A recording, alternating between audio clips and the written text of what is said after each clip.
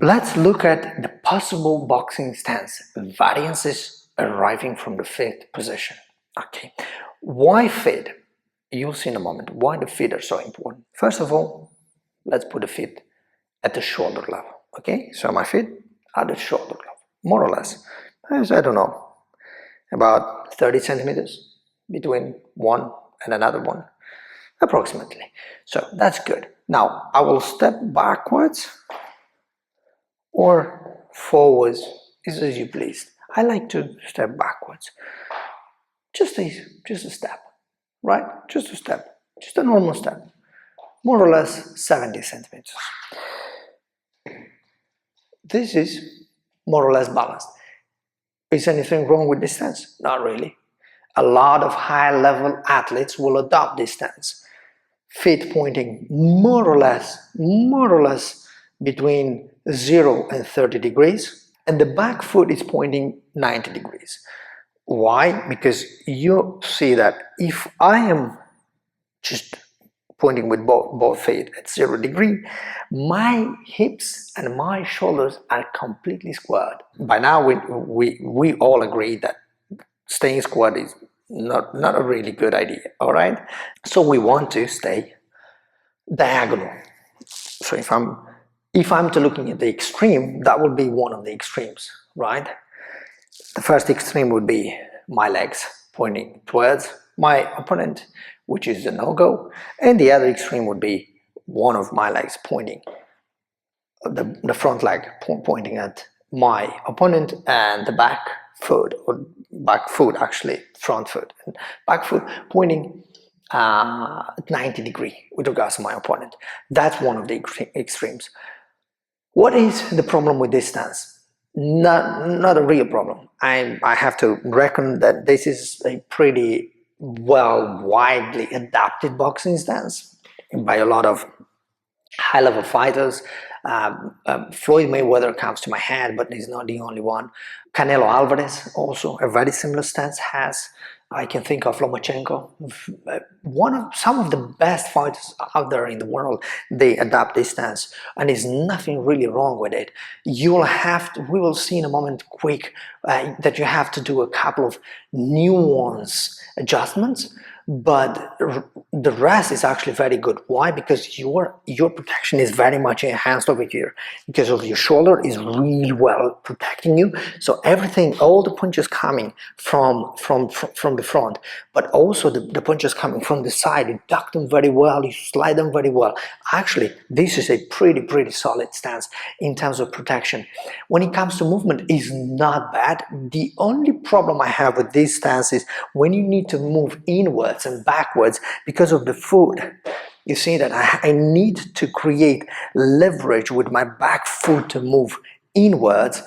It's a little bit more sluggish. So the only downside in terms of movement with this position or with this fit position or fit configuration, you can call it, is that the inwards movement, it's a little bit compromised. All the rest, when it comes to protection, is really good. It's enhanced. This is by far one of the best, or the most optimal boxing stance variances when it comes to protection. What about striking? If we are to look at the front hand, or the punches generated by the front shoulder or the front forearm, it's no problem at all. Actually, it's quite good because you reach very long. You see that I'm actually reaching quite long, and actually I like it. I have to recognize that I really like this boxing stance when it comes to throwing jabs, throwing hooks. The hooks are wide and good. They are powerful. Actually, it's very good. The only downside when it comes to striking with this fit position, fit configuration, is when you throw the backhand, you see, if I leave my leg over there or my feet over there pointing towards, in this case it's towards you, which is 90 degrees with regards to the boxing bag, I'm actually not able to fully twist my body. So I have to release every time I'm throwing a punch.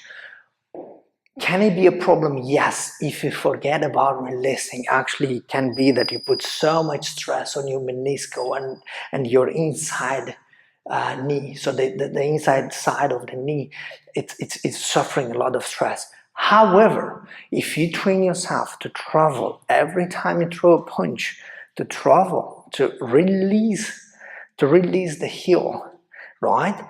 Lift the heel and travel and line up and allow the hip rotation to happen. This is a pretty solid boxing stance. It's a slight delay in terms of punching, a slight delay, not a big one, but it does the job. So protection, good. Punching from the front hand, good. Punching from the back, good.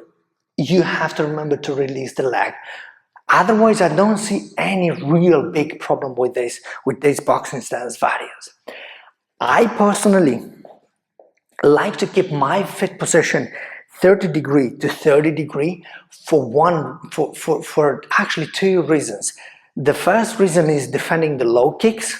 If I am to adapt other striking elements, and I did, I adopted leg kicks, I adopted the takedowns, and the other one is actually the takedowns. Is if I am to use my boxing to set up takedowns, this is what I mean. So I'm in here setting up takedowns. Then when I lower, you see that I need my back leg to support me, and I burst in to decrease distance.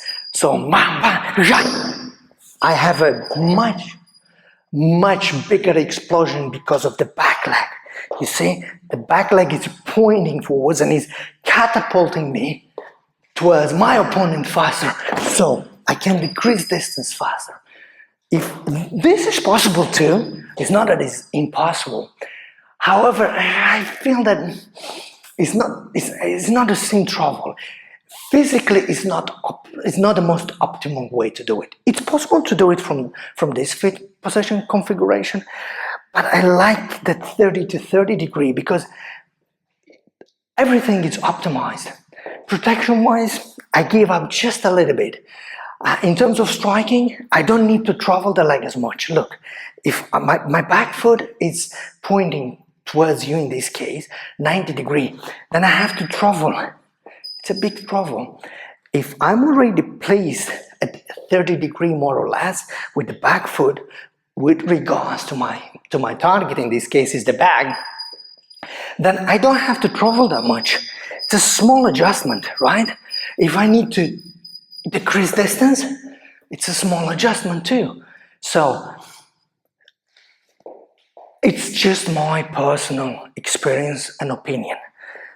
30 to 30° is a much more balanced boxing stance variance from my point of view, in terms of defending low kicks, in terms of bursts, if you need to jump in and out, decrease distance inwards and outwards.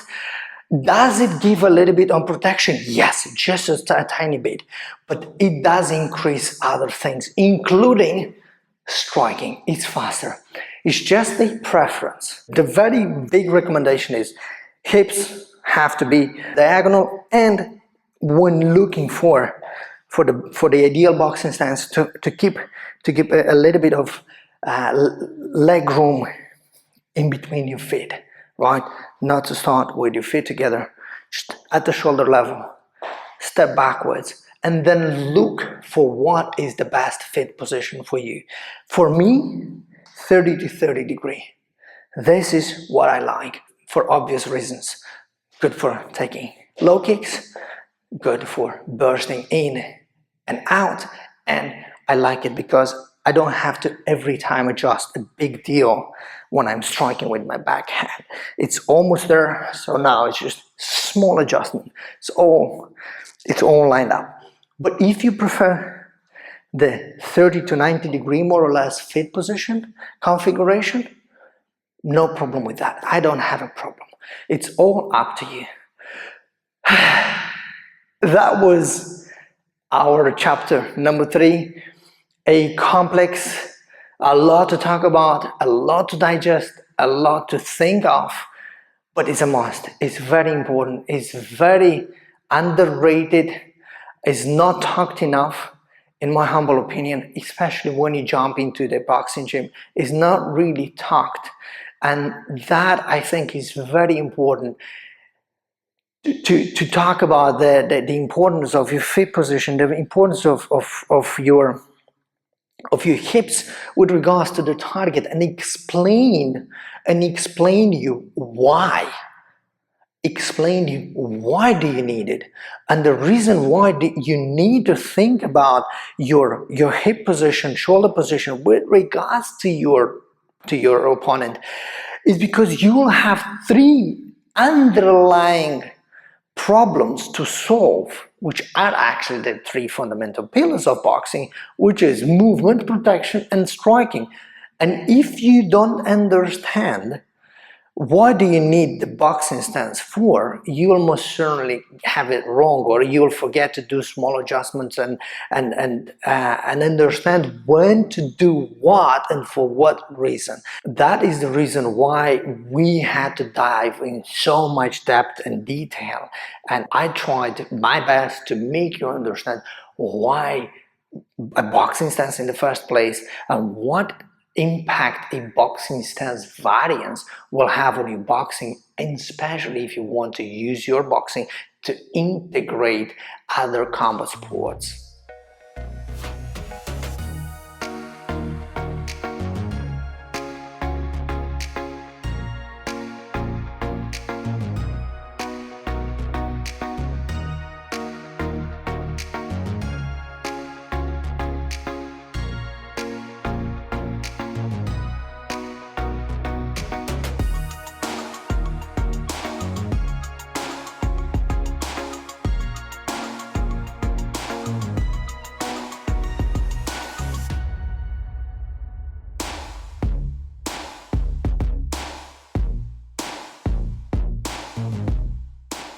And so we wrap this chapter number 3.